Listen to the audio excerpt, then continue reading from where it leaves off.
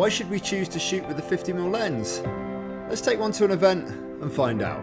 Hello, my name is James. I'm a portrait photographer from Portsmouth in the UK. You've probably not heard of me. Recently, Sky High Rollins, one of our followers, reached out to me on Instagram and asked, I'm thinking of taking a 50mm lens to a show. What should I expect? How should I shoot? And luckily, a few months back, I travelled to London, had the opportunity to capture an event, Revolution Pro Wrestling's 12th anniversary show. And because I wanted to mix things up, change things up and do things slightly different, feeling a little bit stale myself, I left all the other lenses at home and just travelled with one body, and a backup body, and a 50mm lens. I used the Canon L Series Prime 1.2 lens. It's a 50mm lens that opens wide up to 1.2 in the aperture. But why would we choose to shoot with a 50mm lens? It's very romanticised in the world of photography. What's the reasoning behind shooting on that prime format? Some of the traditionalists and some of the more romanticists would tell you that it's the lens choice of Henri Cartier-Bresson, that it's the people's choice of lens, because when he was capturing images in and around Paris, it was the most affordable lens at the time. It was a lens that beginner and amateur photographers could afford. There's lots of different reasons to love the 50mm, lots of reasons to not like the 50mm. Obviously, being a prime lens, you're stuck. You can't zoom in, you can't zoom out. What I really enjoy about the 50mm is two things. Firstly, it replicates as close as we possibly can to the field of vision of eyesight. So it's not wider, it doesn't distort images wider, and it replicates what you would see with the naked eye based on your position to a subject. And that's key, because that means that you have to think about your composition constantly. Composition is one of the key factors in creating photography that is captivating, that tells a story, that holds a narrative, and that is pleasing on, or even jarring on the eye. The composition within a frame is what grabs people's attention. It's what shows intent. But as an artist, as a photographer, it shows your intent as to the story arc that you're trying to drive within that singular frame. So when you start shooting with a 50mm lens, you start having to think about your own position, where you are in relation to the things that are going on, and inevitably you end up having and forcing yourself to get closer and closer to action. And that's particularly true of this wrestling show. I'm going to take you through some of the images now that I shot throughout that entire event at the 12th anniversary show, and show you some of the images that we managed to capture on the 50mm lens. A couple of things to bear in mind with it. It's a 1.2, so it opens up nice and wide, and I really wanted to take advantage of that wide aperture throughout the entire event. So I'm pretty much opened up between 1.2 and 1.8 throughout the day to let as much light into the lens, but also to lower down that aperture, and also to get pin sharp shutter speed. So throughout the majority of the images, I'm trying to get a fast shutter speed to capture moments in time and to freeze moments with pinpoint sharpness. Also using that wide aperture to drive the viewer's eye to the element in the picture that I want you to focus on, the element that's driving the story, the element that's driving the narrative.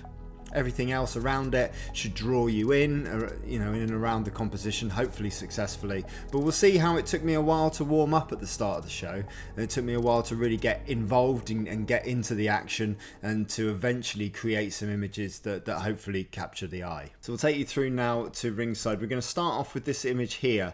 This is the opening crumble, as with all the competitors in the ring on the initial face-off, with them all sort of going at each other.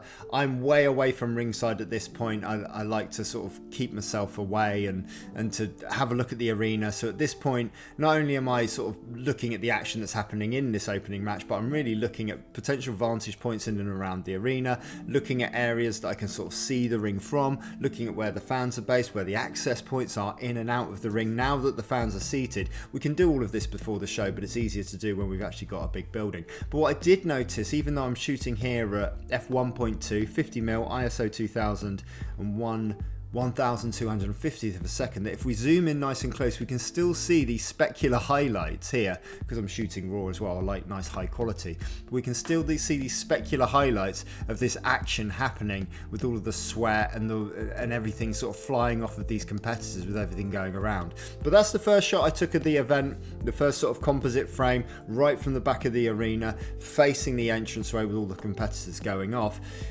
it's quite apparent quite early on here that I'm gonna have to get closer if I want to get images that are different and images that are going to be, you know, not just this wide spectacle as your human eye would see it. So I've come round here towards the end of the match and I've got low and I've had a look at to see what the entranceway's like, what the access points are in and out of the entranceway, so I can see where I can get in and out of. And while I'm there as well, I'm also looking at where the pyrotechnics are. There are a small amount of pyrotechnics on the entranceway, where the dry ice, the CO2 emitters are, and where to stay away from, basically to make sure that I'm safe throughout the show.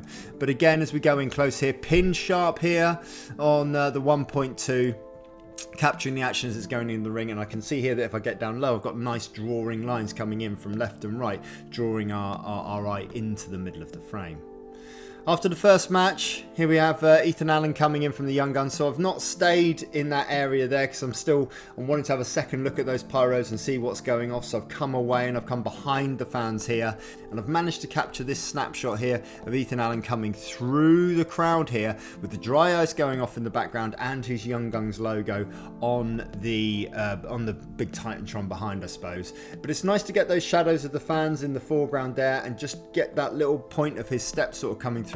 Again, shooting wide open there. 1.2 allows us, this is all the way up to 4,000th of a second on the entranceway, but still got that quality coming through.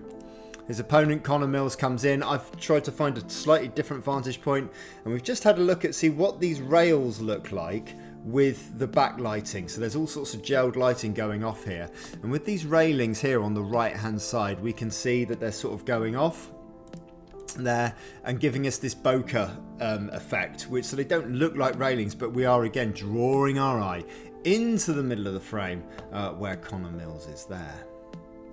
Middle of the match, I've tried to use some of the guardrails ringside there, so I've managed to get myself nice and close into ringside to sort of frame the action as it's going there on this side of the third here, this sort of power third side on the left hand side here with all the negative space. And I've even got the referee framed within the other archway on the other side. They've created interesting light patterns coming off of the lights on the rigging there at the top, which has given us quite an interesting angle there, but again, something only really achievable by getting that wide open, still working at 1.2 there. During this match, I've had a look to see what the arena looks like from the top, from the circle at the top essentially. So I've gone as high as I possibly can in the arena here. I've managed to get all of the, you know, the whole scene here with the fans sort of sitting at ringside, but it's not particularly dramatic. It's kind of, it's a nothing photo here. So while I was up here, I was thinking, well, what can I do with this 50mm? I can't zoom in, I can't go super wide, which would be my instinct in this instance, to get this arena to look as big and as wide as possible.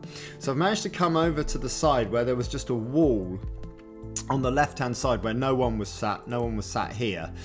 And this wall is reflecting all of the lights coming from the ring and the lights coming from the screens at the back of the arena there, and it's just giving us this interesting streak light. It looks like it's a long exposure, but it isn't. Again, this is 1.2 at 640th of a second.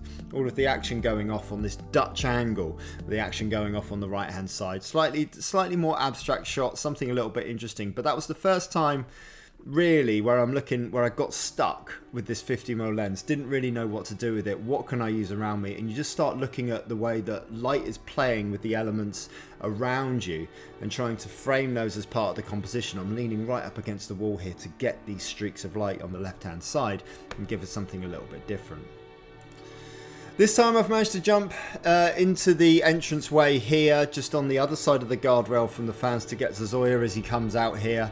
And I like the way that the light has isolated him away from the backdrop here. Again, shooting nice and wide, 1.2, so when we really go in nice and close, we can see that the full focus there is on Zoya there, looking out at the fans as he sort of comes in with that darkness behind him, really isolating him there away from the fans.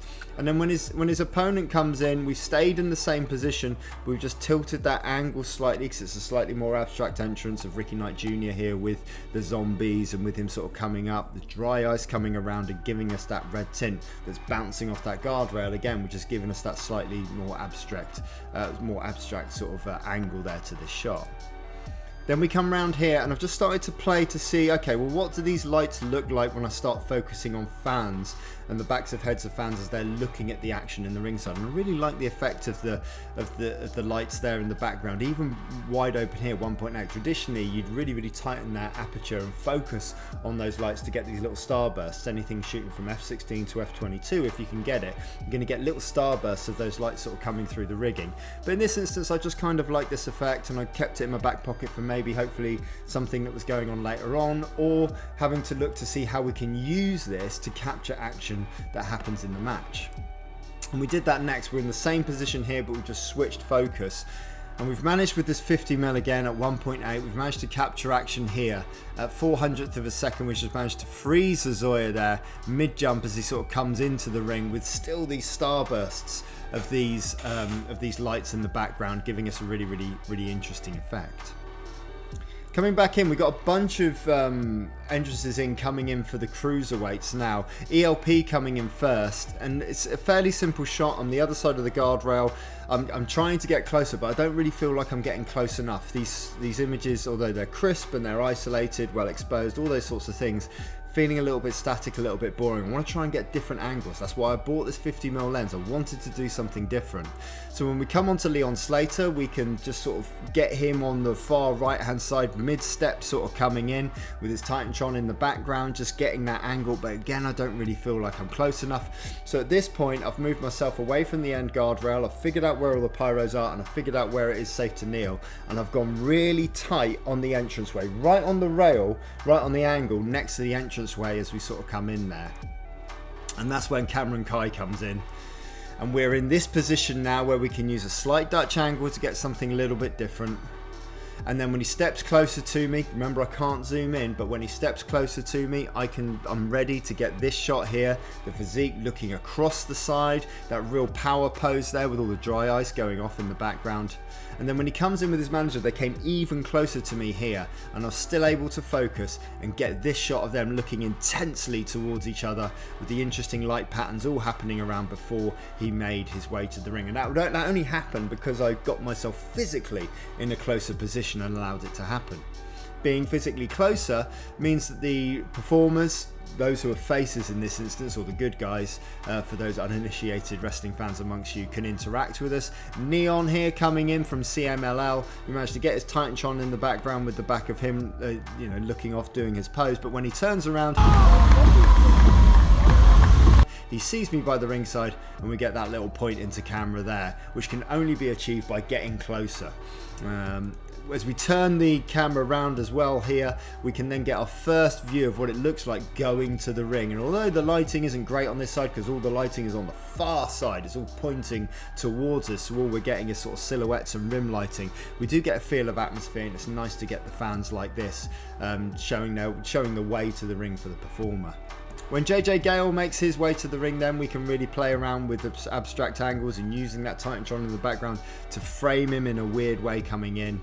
And at this point, we're about halfway through the event, and me being me, I can't just stick doing one thing. So when I eventually go ringside, the first thing I did was I switched my camera to shutter speed priority, shooting in this distance around about 1/3 of a second to get this suplex in motion. We took a range of photos like this, but this I feel was the best one, really getting his match here with Ishii and getting the suplex sort of moving towards us in focus there. When Ishii made his way to the ring, it was really interesting seeing him sort of come in here. We can see a selection of pictures here as he comes in, starting off nice and wide with the tongue out, and then you'll see how we can't get closer. We can only wait for him to get closer as he comes towards us, until eventually he comes so close that we managed to get this shot here. And just as he passes us, look at the pin sharpness on the detail there. The lens really managing to capture all of the sharp detail in the image there perfectly, and just a lovely image there. The simple black and white conversion actually gave us a really classy portrait there from Ishii. When he comes into the match, we can start to see again all of these specular details, and look at the depth of field here, the fall off from the 1.4, pin sharp on Ishii, pin sharp on all these dots of sweat and perspiration, but then we're dropping focus to JJ Gale at the back there.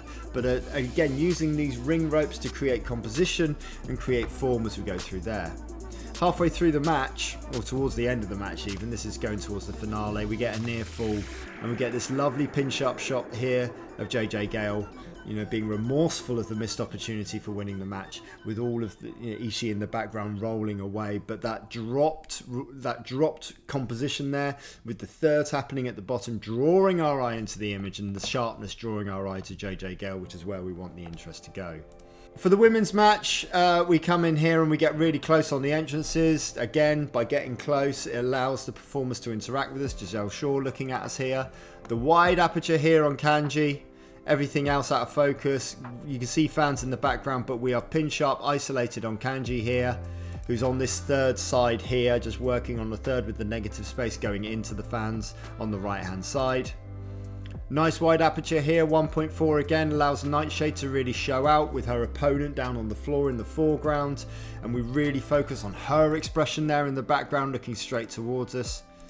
And we get stuck at ringside. There's a video here of me getting stuck in this position at ringside as all of the blood starts happening, but we managed to stay in our position, stay low, and get close-up images here of Alex Windsor with the blood coming off of her face, of Nightshade there, of the image of the blood coming off of her. And then when she gets really, really close to us, look at that bokeh in the background there, of the lights and the ring lights in the background of her looking on, but she's aware that I'm there, and just for a very brief moment just turns her head and looks straight towards me with this crimson mask. Eventually the match finishes with drawing pins going through a table, and we managed to capture the impact of that there. And when they actually hit the mat after they come through the table, you can see everything coming off that table. Drawing pins, pin sharp coming through. Interesting shot there with everything sort of going off. Love that image. And then we managed to use, after the pinfall was counted, we managed to use the drawing pins in front of us on the nice wide angle as a sort of foreground bokeh to draw our eye into the picture and the carnage happening on in the background. This is James Drake and Zach Gibson going to the ring. We followed them through from backstage as they came through the curtain. We managed to capture a range of images here as they come through with the pyros going off. And then eventually this one as they come down to ringside. They lost the titles there to Chuck Mambo and TK Cooper. We managed to capture this one of them coming through the back. Again, backlit, but it gets that feeling. It gets that emotion of the fans enjoying the victory at ringside. We come on to the women's match here, and the entrance I start to get a bit more confident on the entrance, a bit confident on my positioning and getting these moments as we come through to the match. But more importantly, we're managing to capture unique action ringside that's got this sort of film and vintage feel to it with this wide aperture.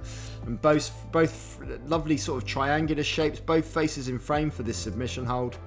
And when Dani Luna goes to break the submission, we managed to focus on her face here with the isolated hand coming up to the rope, which gives us a real unique perspective again of the pain and everything after, you know, being stuck in a submission hold. Francesca Oliver here before she goes to announce the semi-main event. We've just got this little moment just as the packages were going off on the TV screens, and I managed to capture her eye and get her looking towards me and laughing now. But it's nice to get the full length shot because we can see the effort that's gone into the outfit, that's gone into the little bow tie, that's gone into the full, you know, sequin ball gown, that's gone into the shoes, everything matching. It's just nice to get that again on that third coming through. A sneaky backstage picture here of Zack Sabre Jr. just before his entrance, just coming through the backstage area. Backlit, but I like the straight lines, and again, working on that composition of thirds. I'm getting used to it, I'm getting comfortable into where I want these images to land within frame the more I'm using the 50mm lens. Zack Sabre Jr. comes out, following him round through the entranceway, as all of the CO2 goes off, and he eventually disappears through a mist. And I quite like this shallow depth of field with all the mist in the foreground, and it's nice to get the photographers and the video guys there in shot as he's coming through. It's quite an interesting sort of angle, gives context to the whole event. For the main event, we stayed ringside for the whole thing, tried to capture as much action as possible. We're just going to take you through about 10 or 12 images here. The brilliant Amira, we managed to capture her, get nice and close and get the title belt, the thing that they're fighting for, in the foreground with her looking over, playing out to the fans there. Amazing shot here of Luke Jacobs sort of looking out, sort of abstract cropping as well. Although we haven't got Michael in there, we can see Michael Oku's hands, we can see the hand of the referee. They're sort of all coming in at different angles from the ring ropes as well, which I found quite interesting. Michael on the floor landed right in front of us. We managed to get sort of like the paint etched on his face again in pin sharp detail all the way through. Look at that, just amazing detail. This is one of Amira's fans there. Is it live? Is it live? Okay, we'll see about that. Who was arguing at Amira ringside, which I thought was quite an interesting capture, just to swing your camera around and capture that. Michael playing out to the fans there. Managed to get that again with the fans in the background, just following the action as we sort of go around. And then when Amira shows out again, we managed to switch focus, this time to the championship belt, so we can see her holding it in the background, but we got pin sharp detail there on the belt itself. Looking at Michael playing out to the fans, we managed to use the ring ropes to basically compose him between those ring ropes, have him looking off into that negative space, but still have him in that bottom third there. And using the thirds on the other side this time to get the submission, with the ring ropes dragging our eye across the left, towards the left of the frame, with the submission fully in place and that expression there on Michael's face. Again, it wouldn't be a wrestling match without a good old chest slap, I guess. And again with this focus, just looking at that there, look at the detail there and everything coming off the chest as we get it right on the impact. Amazing ability to capture the detail there, that 50mm. Here we see Luke, crying out in pain on his knee, bloodied face and all, but drop the composition down. So the bottom composition, the bottom 2/3, is dragging our eye up and into the middle of the frame. And then when he comes across to the turnbuckle on our side, we just get a close-up shot from low down. Really enjoyed this image here. Pin sharp details throughout there. All that detail are coming down through the face with the red lighting in the background as well, sort of mimicking that blood in the face.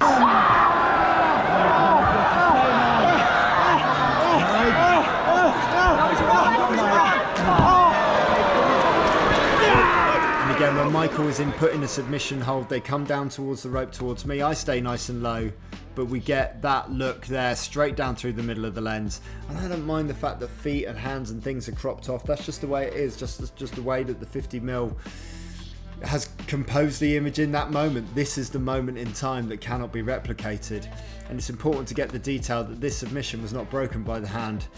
It was in the end broken by Michael's foot hitting the rope there and just swinging that round, just to get that in context there. Full length of Amira. I just kept this one in purely for expression. Just amazing expression there from Amira as she's watching the action go on. And Ethan Allen on the outside of the ring on the other side as well, watching the near falls as they're happening. This little shot here gives you an idea as to where I intend your eye to go as a photographer. I want your eye to go to the guy in the background, to the guy looking on, to the guy with intent, like a menacing presence there in the ring. But don't think that these 50mm lenses are only there for sort of moments in between the moves. They're great for moves as well. Here's Michael on the frog splash there, keeping that bottom rope in so that we can get an idea of height. That top rigging there giving us the secondary sort of framing there, but the focus there on Michael as he comes in, right on the point of that frog splash coming through. And then finally, I know some people will really enjoy this. Big clothesline there, but when we come in nice and close, just look at this disgusting detail. Coming through, everything caught, and even when we finished the move here and we got everyone upside down and all every which way, there's still little bits and bobs there in the skyline in the air above. So there we go, there's some of my favourite shots that I shot at that show on that 50mm lens. I'm supposed to ask you what your favourite is and to put it in the comments below. What I will say is that restricting yourself is a really good way to unlock your own creativity. Sometimes you can get stuck in a bit of a rut, and sometimes you can get a little bit of envy when you see other photographers with other lenses and all of the capabilities and thinking, oh, that'll be the answer to my problems. Realistically, lenses are like tools to help you do your job in different ways. But ultimately, the photograph that you make depends almost entirely on what you want to create, where you are, how you choose to tilt and angle these cameras, and what moment you decide to hit the shutter, what your intention is in terms of creating that piece. And by restricting myself here with a 50mm lens with just one focal length, I've forced myself to try and create different shapes, different forms, to try and capture different moments that otherwise I wouldn't have captured, because I would have been so reliant on the capabilities of my lenses to create amazing images anywhere. And sometimes it's quite liberating to sort of release yourself of that pressure of having to get every moment all of the time, and just concentrate on the fact that I'm here in this space with this one camera and this one lens that does this one thing, and how can I use that to create the best images? How can I get closer to the action, and how can I create something that's going to be different and that's going to be captivating? And that's the pure essence of photography for me. Drawing with light, using the light around you to create compositions and to create images that really denote moments in time that cannot be replicated. If you decide to take on this project yourself, with whatever you choose to do, I wish you the best of luck with it. I would encourage you to do so. My first 50mm lens, I'll show you. My first 50mm lens is this. It's a 1.4, and I bought it about maybe, I want to say like 12, 14 years ago maybe. And I thought I bought it maybe 12, 14 years ago, and I thought it was going to be the answer to all my problems.